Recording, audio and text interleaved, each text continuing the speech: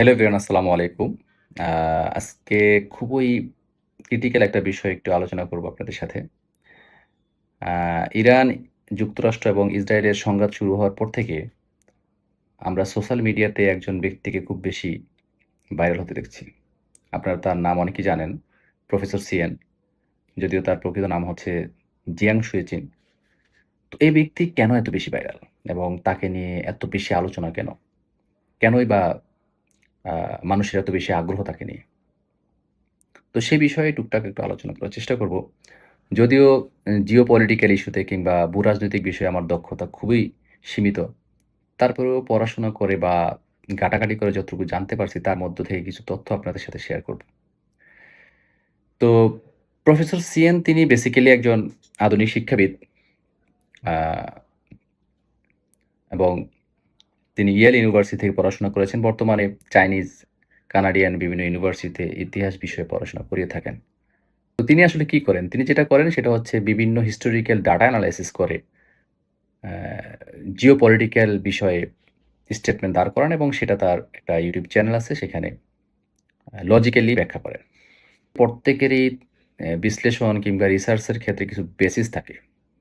তো professor Hsien ৩ টা বেসিসে তারা এনালাইসিস গুলো করে থাকেন। ফার্স্ট হচ্ছে যে হিস্টোরিক্যাল সার্কেল যেটাকে আমরা ইতিহাসের চক্র বলি। দ্বিতীয় হচ্ছে যে জিওপলিটিক্যাল ইনসেনটিভস অর্থাৎ আ ভূ-রাজনৈতিক স্বার্থ এবং আরেকটা খুবই ইন্টারেস্টিং বিষয় সেটা হচ্ছে গেম থিওরি। তো এই ৩ টা বেসিসকে তিনি সামনে রেখে তার এনালাইসিস গুলো করেন এবং স্ট্রং লজিক দিয়ে তিনি তার স্টেটমেন্ট গুলো শেয়ার করেন।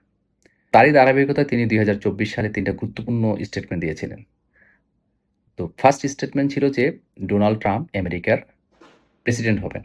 দ্বিতীয় দফায় আমেরিকার প্রেসিডেন্ট হবেন। দ্বিতীয় স্টেটমেন্টটা ছিল যে তার সময়কালে ডোনাল্ড ট্রাম্পের সময়কালে ইরান এবং যুক্তরাষ্ট্রের মধ্যে সংঘাত শুরু হবে। এবং তৃতীয় স্টেটমেন্টটা খুবই ইন্টারেস্টিং এবং খুবই আ গুরুত্বপূর্ণ সেটা হচ্ছে যে এই সংঘাতে আমেরিকা ইরানের কাছে হেরে যাবে। তো আমরা দেখতে পাচ্ছি যে ২ টা স্টেটমেন্ট কিন্তু ইতিমধ্যে প্রুভেন। ফার্স্টটা হচ্ছে যে ডোনাল্ড ট্রাম্প বর্তমানে আমেরিকার প্রেসিডেন্ট ২য় দফায় এবং যুদ্ধও কিন্তু শুরু হয়ে গেছে। তাই না? তো ৩য় স্টেটমেন্টটা আসলে এই মুহূর্তে খুবই হট টপিক। আসলে তার ৩য় স্টেটমেন্টটা কি সত্য হতে যাচ্ছে কিনা? এটাই আসলে মানুষের এখন মাথা ব্যাথা আরকি। তো তিনি কেন আসলে মনে করলেন যে আমেরিকা ইরানের কাছে হেরে যেতে পারে? এর পিছনে বেশ কিছু শক্ত লজিক তিনি দাঁড় করানোর চেষ্টা করছেন। ১ম টা হচ্ছে যে ইরানের ভৌগোলিক অবস্থান। ইরানের যেহেতু ৩ দিকে পাহাড় এবং একদিকে সমুদ্র, সো স্থলযুদ্ধতে ইরানকে কুপঘাত করা কিংবা হারানো কিন্তু খুবই ডিফিকাল্ট। ২য় যেটা সেটা হলো যে ইরানের বেশ কিছু প্রক্সি গ্রুপ আছে আমরা জানি যে হিজবুল্লাহ, হুথি এবং হামাস। এই প্রক্সি গ্রুপগুলো কিন্তু ইরানকে সহায়তা করবে যদি ইরান বড় ধরনের কোনো সংঘাতে আগায়। এবং তারা হচ্ছে এই সংঘাতটাকে সারা বিশ্বব্যাপী হচ্ছে অ্যা আপনার স্পিড আউট করে দেওয়ার চেষ্টা করবে। ৩য় আরেকটা গুরুত্বপূর্ণ বিষয় সেটা হলো ইরানের স্টেট অফ হরমুজ যেটা।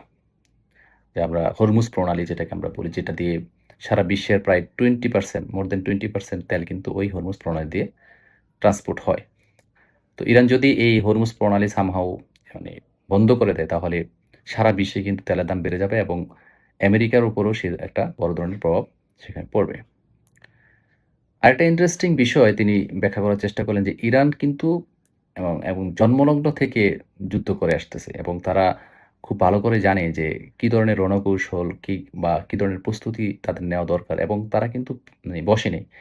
একটু, একটু করে কিন্তু সেই প্রায় গত ২০ বছর যাবৎ তারা তাদের রণকৌশলকে শক্তিশালী করার চেষ্টা করতেছে এবং তারা কিন্তু আ ব্যয়বহুল কোনো পারমাণবিক বোমাতে খুব বেশি একটা অ্যা ফোকাস না করে অল্প টাকাতে বেশি ইফেক্টিভ যে আমরা ড্রোন বলছি যেটাকে, হ্যাঁ?